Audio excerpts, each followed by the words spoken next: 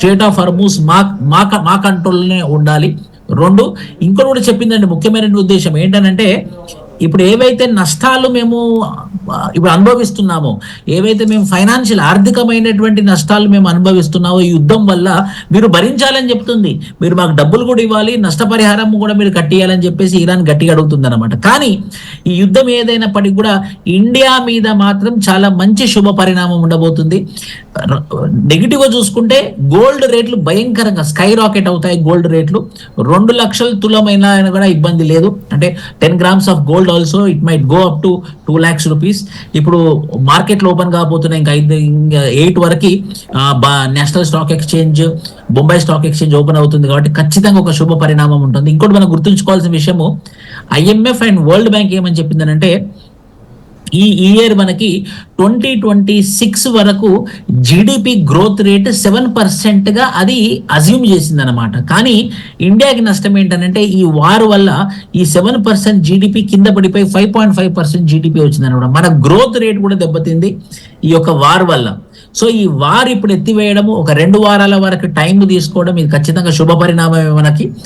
ఇది అటు అమెరికాకి బెస్టే, ఇరాన్కి బెస్టే, ఎందుకంటే మనుషులు చనిపోతున్నారు. కానీ ఇండియాకి వచ్చేసరికి రూపీ కొంచెం అప్రిషియేట్ అవుతుంది, రూపీ వాల్యూ పెరుగుతుంది, అది మంచి విషయం.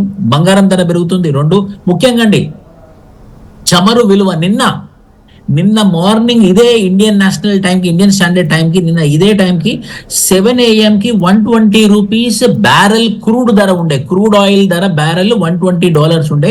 ఈ రోజు ఇప్పుడు రైట్ నౌ నేను చెక్ చేశానండి, 94 రూపీస్, అంటే 25% తగ్గిపోయింది. ఇది చాలా మంచి విషయము.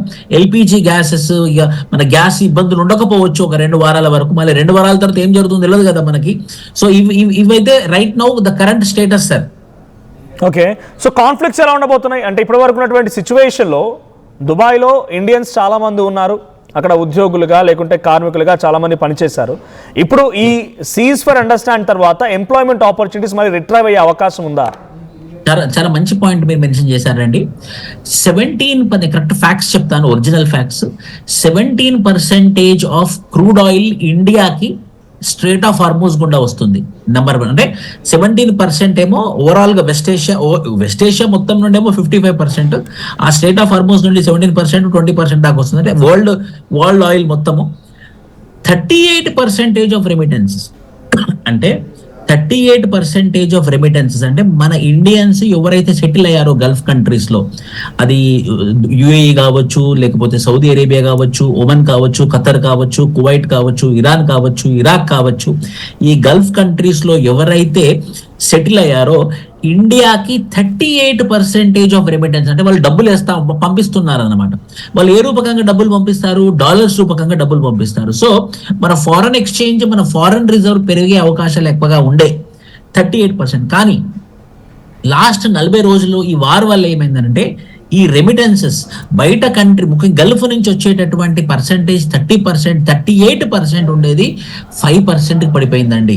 అంటే అక్కడ వాళ్ళు ఉద్యోగాలలో వాళ్ళు నష్టాలు అనుభవిస్తున్నారు, అక్కడ వాళ్ళకి శాలరీస్ రావట్లేదు, ఈ ట్రాన్సాక్షన్స్ ఆగిపోయాయి, ఫైనాన్షియల్ ట్రాన్సాక్షన్స్ జరగట్లేదు. మనకు తెలిసిందే దుబాయ్ నియర్లీ ఒక 20 days ఏరోప్లేన్స్, అంటే ఈ ఎయిర్పోర్ట్ ని ఆఫ్ చేసేసింది, ఆ ఎయిర్పోర్ట్స్ ముందుకు వెళ్ళట్లేదు.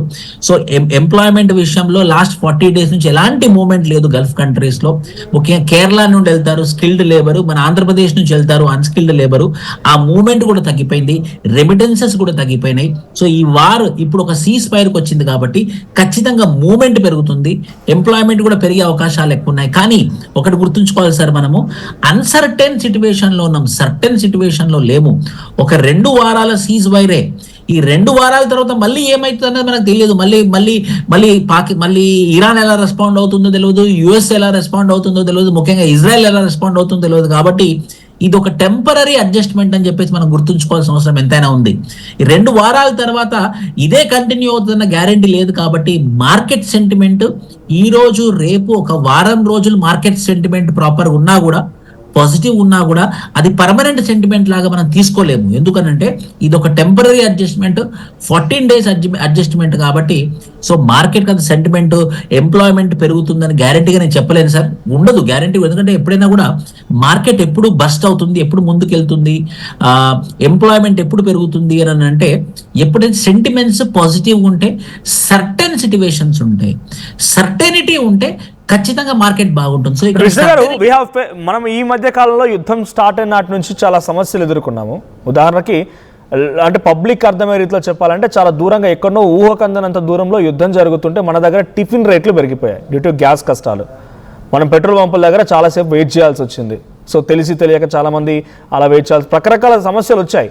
సో ఇప్పుడు దీని నుంచి ఒక గుణపాఠం నేర్చుకొని, సో ఎక్కువగా మనం వెస్ట్ ఏషియన్ అంటే ఆ మిడిల్ ఈస్టర్న్ కంట్రీస్పై ఆధారపడిపోయి క్రూడ్ ఆయిల్ కానీ గ్యాస్ కానీ మనం ప్రొడ్యూస్ చేస్తున్నాం, అక్కడ తీసుకొస్తున్నాం, ఇంపోర్ట్ చేసుకుంటున్నాం. కాబట్టి ఎక్కువ అక్కడ నుంచే మన డిపెండెన్సీ ఉంది. కాబట్టి ఈ డిపెండెన్సీ తగ్గించుకునే ప్రయత్నం ఏదైనా ఇండియా చేయబోతోందా? ఆల్టర్నేట్ సోర్సెస్ ఎంచుకోబోతోందా? ఎల్పిజి, సిఎన్జిపై అక్కడ ఆధారపడకుండా న్యాచురల్గా ఇంకేదైనా తీసుకునే అవకాశం ఉందా? రూట్స్ ఎంచుకోవచ్చా? What could had happen? Yes sir. ఇప్పుడు ఇంకోటి మనం గుర్తుంచుకోవాల్సింది, భారతదేశం లెసన్స్ లెర్న్డ్ అంటాం, మనం పాఠాలు నేర్చుకోవాలి. ఆల్రెడీ మనం తప్పు చేసాం. ఎప్పుడు అనంటే 1989లో గల్ఫ్ వార్ జరిగినప్పుడు, ఇరాన్ కి ఇరాక్ కి మధ్యలో గల్ఫ్ వార్ జరిగినప్పుడు, అప్పుడు మనం 80% ఆఫ్ క్రూడ్ ఆయిల్ ఇదే స్ట్రేట్ ఆఫ్ హార్మోజ్ నుంచి తెచ్చుకున్నాం.